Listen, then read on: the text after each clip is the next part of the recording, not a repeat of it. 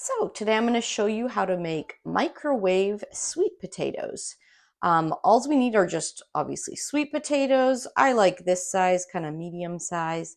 And these are orange ones. I find they taste the absolute best in the microwave. I also sometimes roast them in the oven, but I really like the texture of them when they're microwaved. I also use, and this is all stained up, but I use these potato express bags to microwave mine. You can also use just plain old paper towels. It's just, I make a lot of microwave sweet potatoes, so it's sort of wasteful to me to use all those paper towels. But it's very simple. I'll show you how we prep the potatoes. So I wear plastic gloves because I find the starch really dries out my hands. It took me a while to figure that out, but I usually just wear these plastic gloves when I'm working with starches. So I just cut off the ends of my sweet potatoes. Those usually get really dried out and they're kind of hard to digest. So I just cut those off. It also helps the steam escape. And then I just really lightly almost scratch the surface of the potatoes just to, again, to let out a little bit of steam so they don't explode. That is a necessary step to give it at least some places for the steam to escape. I do that with all of them. And the last one. Okay, there we go. So now I'm literally just going to take this potato and just wash it under some water just to get the dirt off. And also, I want to just moisten it. I don't dry it now. And then that kind of just helps it stay moist and steam in the bag a little bit. So I just stick it in here. Or you can also just take it and wrap it in some paper towels. So I'll just show you what that would look like. I usually wrap it sort of like a burrito, just like that. Sometimes I use two, and I let the paper towel just soak up some of that moisture. That's another way you can do it, but I'm going to use the bag because that's what I have.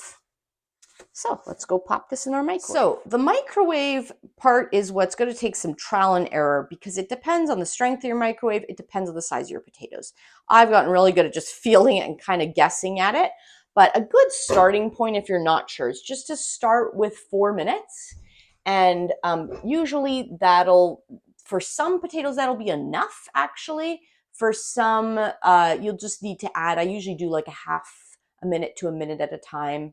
And my microwave is 1200 watts, so I'm going to feel this one. This one, to me, it's like kind of a big potato in my palm. I'm probably going to start with 4 minutes, maybe 4.5. So our microwave has beeped. What I usually do now is I let it sit in the microwave for anywhere from like 1 to 10 minutes, depending on what else I'm doing that day. I'm usually running around homeschooling my kids and just doing other things in the kitchen in the house. So I'll just forget about them and let them sit for a while. And what happens is they actually cook a little farther. So this one is already actually quite squishy, and I'm still going to even leave it sitting in the bag for a little bit. So I'm going to take this out. That was 4.5 minutes for this one.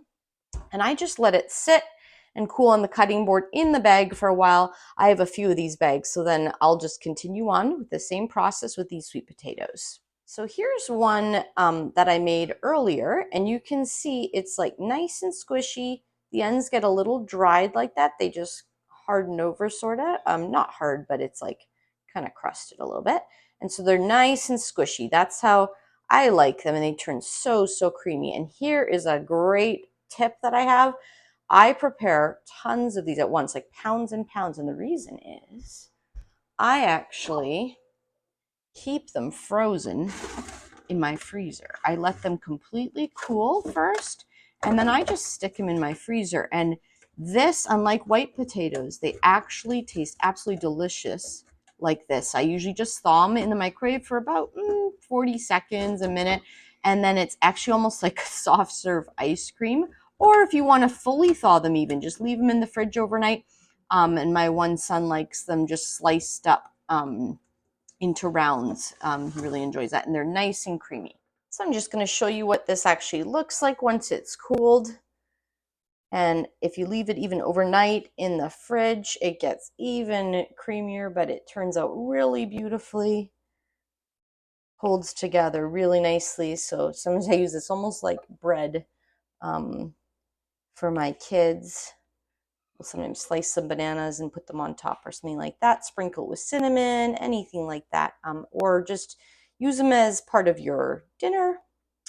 Use them for a quick meal. We even like them as breakfast sometimes. So if you found this video helpful, please like and subscribe, and consider leaving a comment below, especially if you also like keeping it simple.